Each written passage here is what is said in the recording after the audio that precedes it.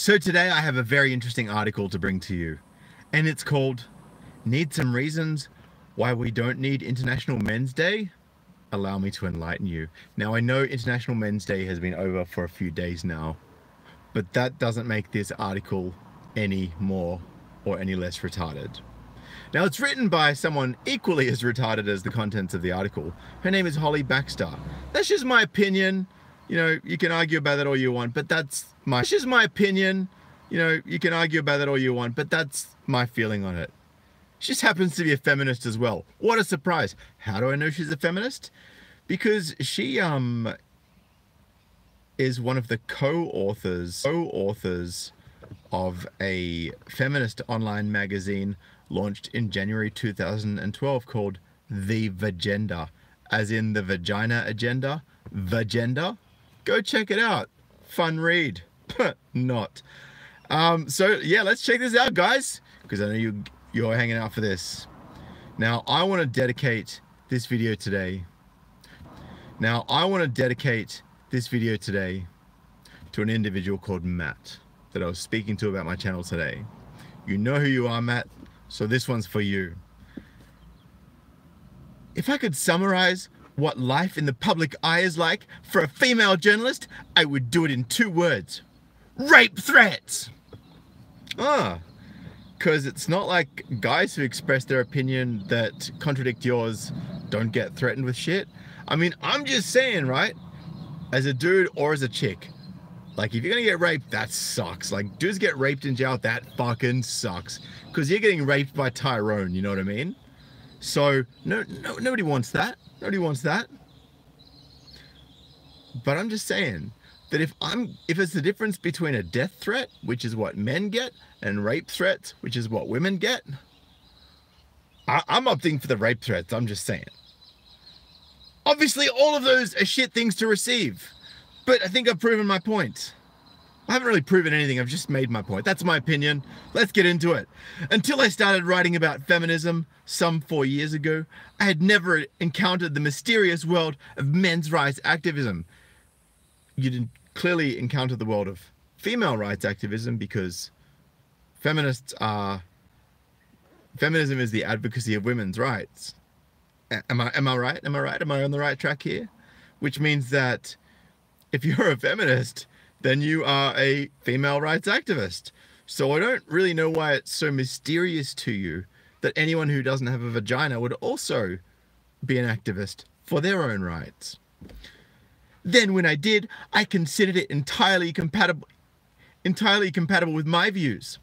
How nice, I thought, that men are out there concerned about gender roles too.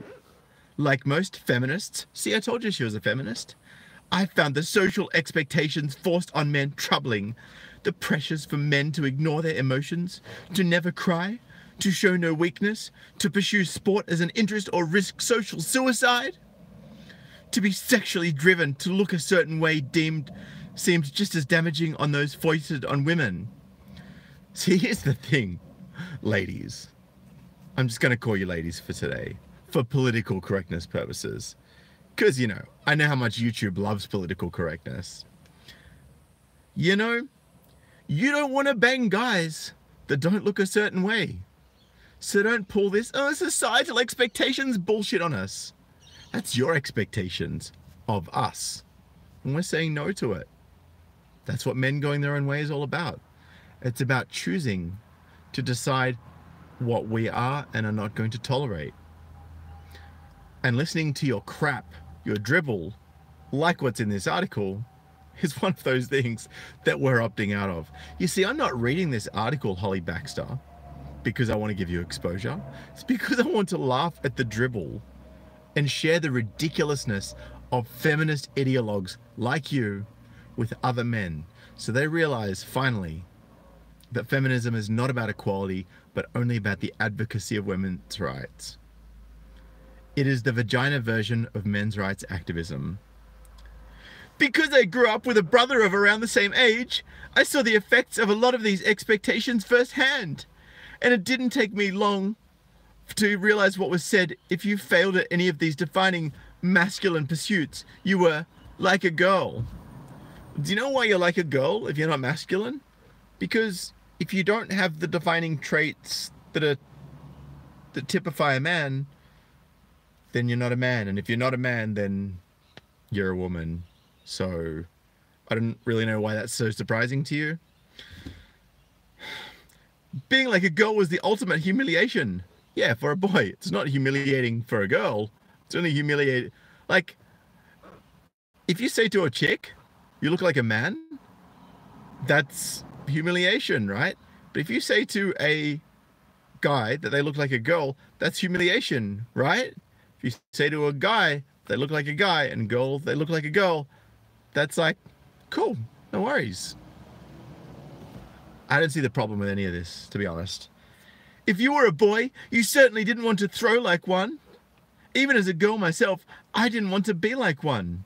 So you wanted to be a man, did you? At 4 years old, I declared to my father that I was going to be a boy too, because girls are stupid and they can't do anything. Well, I wouldn't go anywhere near that far. They can do plenty of stuff. They just do different stuff to what men do. And they're typically, on average, better at doing the stuff that they're more attuned to. Men are typically better at doing the stuff they're more attuned to. Doesn't mean that men are better than women or women are better than men. It just means that we have different areas in which we tend to excel. Oh, God, I hate these paywalls where you got to play a video. All right, I'll play the video just so that I can listen to more of Holly's dribble. Come on. Here we go. It's showing mannequins. It's advertising dresses and fashion. How fitting. Pun intended. Oh, come on. Okay, here we go. We're back to the rest of the article. That's the important bit. That's why, when I stopped being a girl and started being a woman, I thought I might have some common ground with this new breed of gender activists. Surely the men's rights movement could see how a patriarchal society works, how it casts out all women and any man who doesn't adhere to a very strict set of rules. Surely they were natural allies. Alas, I'm sure you know how this story ends, and it isn't with a big love-in where we all bake cakes out of rainbows and smiles and share it with our unicorn friends. Yeah, firstly, because there's no unicorns. And secondly, because women are more likely to want to bake cakes and men are more likely to want to fix shit. Just how we're programmed. Today is International Men's Day, an opportunity to discuss some of the serious issues that a positive men's rights movement would be well placed to address. So you're saying that there's a positive and a negative men's rights movement? Would that not mean that there could be a positive and a negative women's rights movement? AKA negative feminism? I think you're onto something here, Holly Baxter. So, that a positive men's rights movement will be well placed to address the skyrocketing suicide rate among young men, for example, or the stigma faced by men who admit to being a victim of sexual abuse or domestic violence. Speaking of which, I've got an awesome article that shows how there are more men having their cases of domestic violence against them being reported. It's going to be interesting to see how feminists spin these facts and statistics when they come to fruition. I'll get back to this though, I don't want to get sidetracked. But the tenor of debate surrounding this movement is aggressive and offensive at worst. To whom? To you or to men? Because I don't really care about you when I'm talking about the rights of men, many of which they don't have, that women do have, right? Which is why I find the feminist movement so hypocritical. They're always complaining they're oppressed. They're always complaining how they don't have rights. Name me one right. Feminists, I want you to jump into the comments section and name me one right and provide the legislation to prove it that you don't have that men have. I'll wait. You're going to have fun with this one. You're going to get yourself in all sorts of a tiz trying to prove me wrong when I'm clearly right. But the tenor of debate surrounding this movement is aggressive and offensive at worst, and at best completely blind to the world as it is. If I could summarize what life in the public eye is like for a female journalist, I would probably do it in 2 words: rape threats. If that shocks you, Imagine how shocked I was when I first got tweeted by a so-called men's rights activist being told that he wanted to rape me to death for having shared my views with the public. Now, I'm not advocating that, okay? And like, seriously, guys, it's not a great idea to go tweeting that to anyone, and it's not cool either. It's my personal view. I'm not going to get involved in your own personal opinions, but that's just my thoughts on the matter. So don't condone anyone writing this sort of shit to her. But you've got to wonder what kind of bullshit opinion she had shitting on men after all the rhetoric I've heard so far, especially if you go and check out her other articles, of which I'm going to note a few shortly, for someone to say something that heinous. Makes you think, doesn't it? Or when my fellow journalist friend was told by a commenter that he wanted to sew up her vagina, then her lips, so she can never have an opinion. I have a feeling that my phone is going to start restarting more and more often as summer becomes hotter and hotter, because that's what just happened, and that's why there was a little break in transmission. However, I'm going to continue. Or when my fellow journalist friend was told by a commenter that he wanted to sew up her vagina, then her lips, so she can never have opinion again. Again, don't condone it. Or when a young girl I commissioned to write for my website was told by someone who tracked her down on Facebook that he hoped she was gang raped in an ISIS sex camp, which I highly doubt exists, but that's by the by. Again, don't condone it, right? I'm just reading the article, not condoning any of that stuff. She says, I'm by no means suggesting that these are majority views that they are held by all, but they are misogynistic slurs commonly heard from the men's rights movement.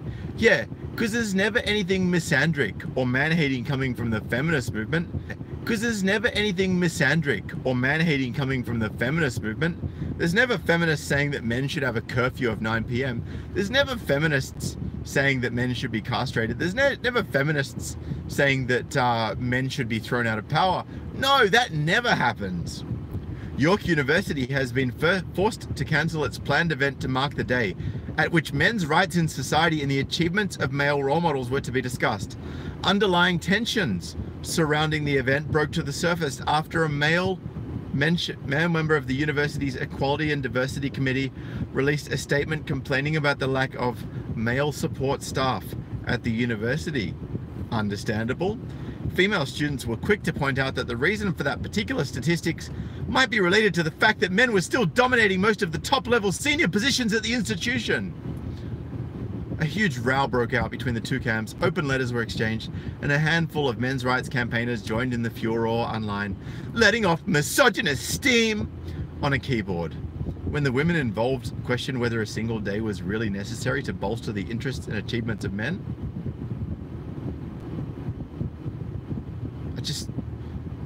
can you hear the cognitive dissonance echoing from these feminists who have an International Women's Day to themselves? So is International Women's Day necessary to bolster the interests and achievements of women? Probably not, but hey, they still have it, so why can't we? Just saying.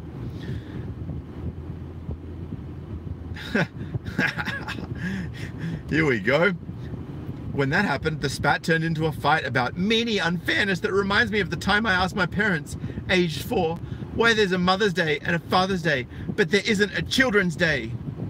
Every day is Children's Day, they replied, to which I stamped my foot, and Julie had a tantrum. Oh, so you've been having tantrums since the age of 4. Things are starting to make a bit more sense, Holly Baxter.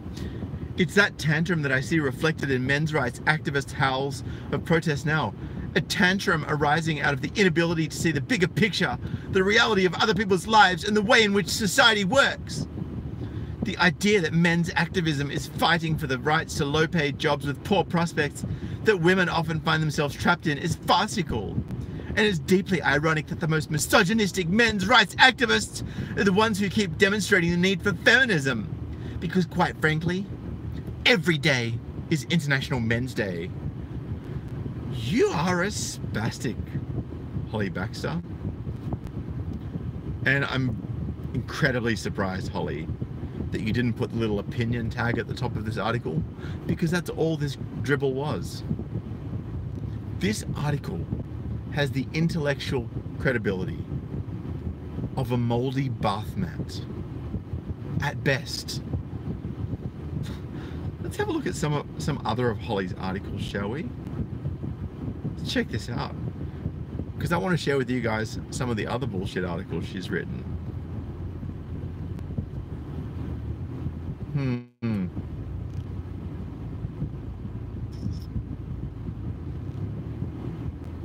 Oh, hang on. Let me just turn this hotspot on again, since my phone restarted before and turned it off. And we've got the Rapper 1000 saying, "We men build things, we don't throw temper tantrums like feminists do." That is exactly right. By the way, I just want to say hi to all of you. I got almost 100 in the stream. I really appreciate you all. I've got to say, my Patreon has got some...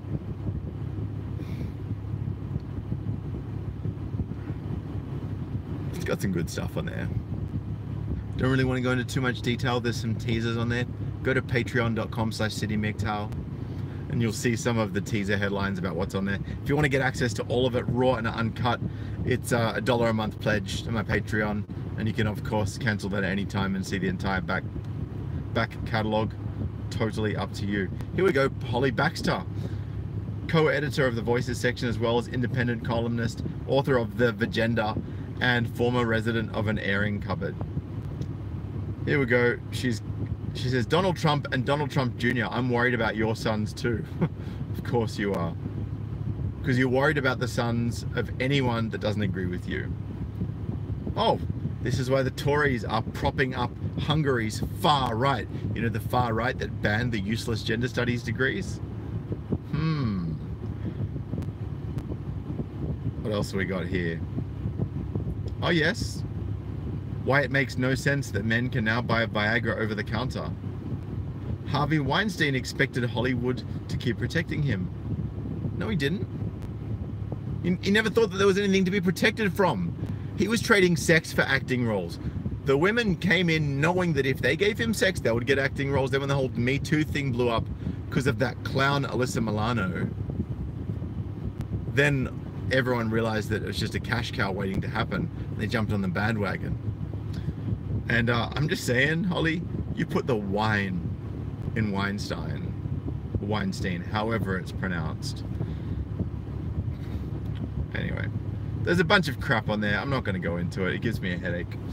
But guys, please, I want you to realize that your life is yours. It's not anybody else's. You don't need to follow the expectations of anybody else. Create your own ecosystem. Create your own framework for your life. Right? Because the mainstream media and the feminist elite, the feminazi elite, and the reason I say feminazi is because in Nazi Germany, Hitler was trying to create a master race. All the blue-eyed, blonde-haired, right? Wanted to exterminate the Jews. Feminists are trying to create their own little master race because they're trying to exterminate straight white men, right? They don't want straight white men to be oppressing women by giving them children. What could possibly go wrong? Anyway, I'll let you guys think about that. But for now, I appreciate you all tuning in. If you want to go over and check out my videos, I'm about to do a killer video for my patrons. So if you want to get in on that, $1 a month or more, patreon.com/CityMGTOW. If you want to make a once-off donation, paypal.me/CityMGTOW. Also, you can donate via crypto in the description below. You want to get one of these shirts, represent.com/CityMGTOW.